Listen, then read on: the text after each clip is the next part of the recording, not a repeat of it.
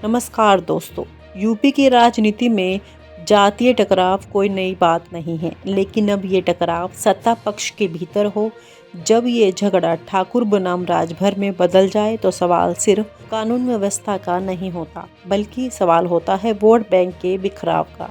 5 जुलाई को वाराणसी जिले के चितौना गांव में जो हुआ वो एक सामान्य झगड़ा नहीं था, वो एक सामाजिक विस्फोट था जिसमें बीजेपी और एसबीएसपी सुहेलदेव भारतीय समाज पार्टी के बीच चल रहे राजनीतिक गठबंधन पर सवाल खड़े कर दिए हैं। आज हम बात करेंगे ठाकुर बनाम राजभर विवाद के पीछे की सच्चाई, पुलिस की भूमिका, राजनीति में उठी लपटें और सबसे बड़ा सवाल, क्या भाजपा अपने ही राजा वर्ग को खोने जा रही है। क्या हुआ चितौना गांव में। 5 जुलाई 2025 वाराणसी के चितौना गांव, थाना चौबेपुर क्षेत्र।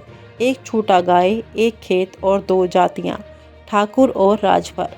ठाकुर समुदाय के संजय सिंह के खेत में एक गाय घुस गई। उन्होंने गाय को भगाया। गाय पास के खेत में चली गई जो था राजभर समुदाय के छोटू, भोले, गुलाम और सुरेंद्र राजभर का। इन दोनों ने गाय को वापस ठाकुरों के खेत में ढकेल दिया। ये छोटी सी बात बनी एक हिंसक झड़प की वजह।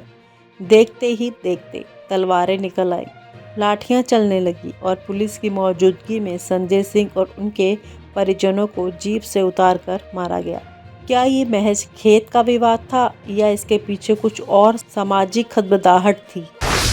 घायल कौन हुआ, दोषी कौन ठहराया गया। हिंसक झड़प में दोनों पक्षों के लोग घायल हुए।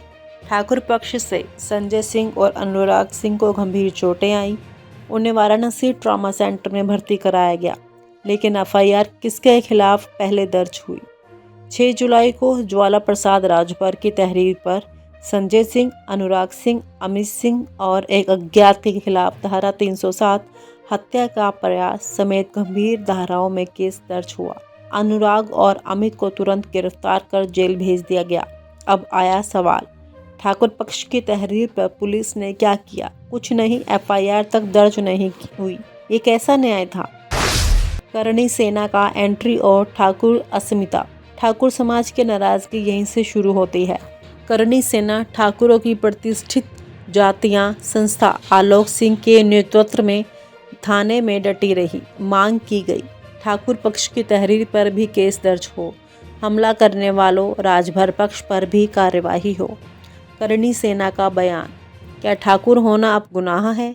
क्या सरकार सिर्फ वोट बैंक के लिए राजभरों को बचा रही है। इसी दौरान खबर आई अनिल राजभर समाज से मंत्री घायलों से मिलने पहुंचे। अब मामला पूरी तरह सियासी हो गया। देर से दर्ज हुआ ठाकुर पक्ष का केस। लगातार दबाव के बाद 8 जुलाई को संजय सिंह के भाई दिगपाल सिंह की तहरीर पर भोला, गुलाम, सुरेंद्र, रामाश्रय, महेंद्र और एक अज्ञात राजभर के खिलाफ मुकदमा दर्ज हुआ। इस देरी ने ठाकुर समाज में आग और भड़का दी। राजनीतिक संदेश साफ था, राजभर को सत्ता का संरक्षण है, ठाकुरों की सुनी नहीं जा रही। पुलिस की फजीहत, थाना पर भारी लाइन हाजिर। वाराणसी पुलिस कमिश्नर मोहित अग्रवाल ने एक्शन लिया। थाना प्रभारी रविकांत मलिक को क्राइम मीटिंग से बाहर निकाल दिया गया। उन्हें लाइन हाजिर कर दिया गया। राजा तालाब इंस्पेक्टर अजीत कुमार वर्मा बने नए प्रभारी। साथ ही बनाई गई सिट स्पेशल इन्वेस्टिगेशन टीम, जिसमें 4 आईपीएस अधिकारी शामिल है। ये कार्यवाही दिखाती है कि मामला कितना संवेदनशील और राजनीतिक हो चुका है। राजनीति का विस्फोट, राजभर बनाम ठाकुर बनाम बीजेपी। अब ये कहानी में आता है राजनीतिक पैच। उत्तर प्रदेश में बीजेपी की सामाजिक राजनीति की 3 मजबूत जातियों पर टिकी है। ठाकुर राजपूत योगी आदित्यनाथ की जाति, यादव ओबीसी विरोधी वर्ग एसपी से जुड़ा, राजभर ओबीसी एनडीए सहयोगी एसबीएसपी से। राजभर समाज की मजबूत पकड़ पूर्वांचल, मऊ, बलिया, गाजीपुर, आजमगढ़, वाराणसी, जौनपुर जैसे जिलों में है।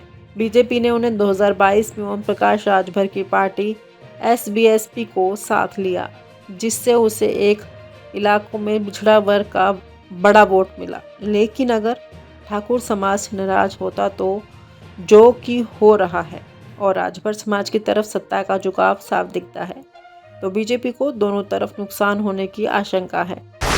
जातीय वोट बैंक गणित, बीजेपी के लिए खतरे की घंटी। उत्तर प्रदेश में जातीय वोट प्रतिशत अनुमान 2024 डेटा के अनुसार जातीय वोट प्रतिशत पारंपरिक झुकाव ठाकुर 7 से 8%, बीजेपी, राजभर 3 से 4%, SBSP एनडीए, यादव 10 से 11%, SP, ब्राह्मण 9%, बीजेपी अब बटा हुआ, दलित 21%, BSP INC SP, मुस्लिम 19%, SP INC।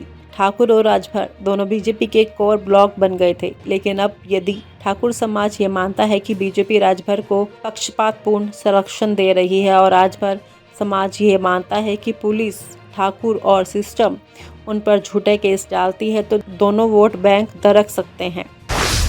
SBSP और बीजेपी गठबंधन में दरार। ओम प्रकाश राजभर की पार्टी SBSP ने बीजेपी के साथ मिलकर 2022 में 6 सीटें जीती थी, लेकिन 2024 के लोकसभा चुनाव में SBSP को फायदा नहीं मिला। अब वो बीजेपी से अपेक्षा रखती है कि सरकार राजभरों को ज्यादा प्रतिनिधित्व दे, लेकिन जब ठाकुर और ब्राह्मण एक साथ नाराज होने लगते हैं और बीजेपी की पूरी ताकत पूर्वांचल से आती है, तो सवाल उठता है, क्या बीजेपी राजभर को बचाते हुए ठाकुर को खो देगी या बीजेपी ठाकुर को मनाते हुए SBSP को छोड़ देगी?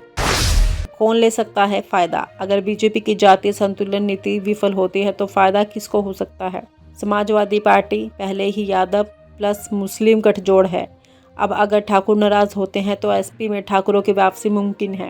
कांग्रेस दलित प्लस मुस्लिम प्लस महिला वोट को टारगेट कर रही है, लेकिन ठाकुर और OBC में भी सेंध मारे की कोशिश। BSP चुपचाप सभी नाराज वर्गों को जोड़ने की कोशिश। अगर राजभर और ठाकुर दोनों बीजेपी से जुड़ते हैं तो बीजेपी 5 से 7% वोट सीधे खो सकती है, जो 20 से 25 सीटों को हिला सकता है।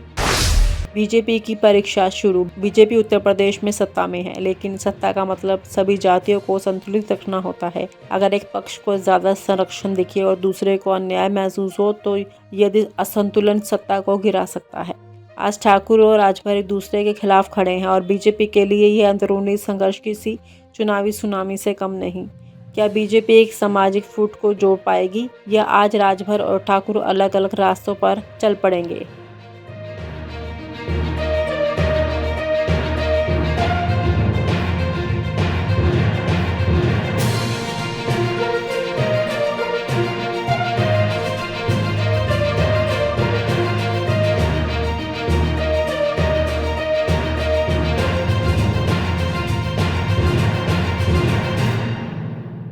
और आप हमसे जुड़े रहने के लिए सब्सक्राइब करें YouTube पर, फॉलो करें Twitter पर और लाइक करें Facebook पर। और ज्यादा जानकारी के लिए आपको टाइप करना होगा सिर्फ न्यूज़ नशा।